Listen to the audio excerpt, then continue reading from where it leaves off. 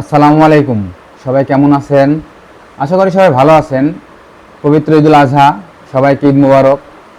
যে বিষয়টা নিয়ে আসলে বলা, এই ঈদে বিভিন্ন জায়গা থেকে আমরা সবাই হয়তো পরিবার পরিজন নিয়ে বিভিন্ন রেস্টুরেন্টে বা হোটেলে বা পার্কে, রিসর্টে বা স্পটে বিভিন্ন জায়গাতে হয়তো আমরা আনন্দ করতে যাই, ঘুরতে যাই বা সেখানে গেলে পরে আমরা কিছু খাওয়া দাওয়া করি।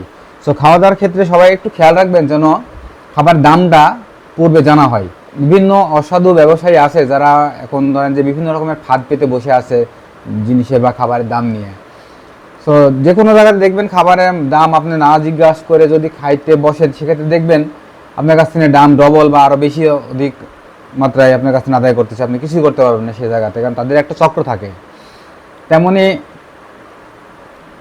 ঘটনা আজকে এরকম একটা ঘটছে, বিদায় ভিডিওটা বানানো।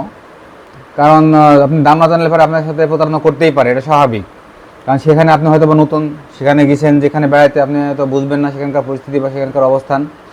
তারা একটা চক্র মনে করেন যে আপনি 10 টাকা জিনিস 20 টাকা, 20 টাকা জিনিস 50 টাকা নিবে, আপনি কিছু করতে পারবেন না। সো ঘুরতে যান বা যেখানে যান, সবাই একটু খাবার আগে দামটা জেনে নেবেন। পারিপার্শ্বিক বিভিন্ন বিষয়ে আপনারা খেয়াল রাখবেন, নিজেদেরকে খেয়াল রাখবেন, পরিজনদের খেয়াল রাখবেন। সবাই ভালো থাকবেন। ধন্যবাদ। আসসালামু আলাইকুম।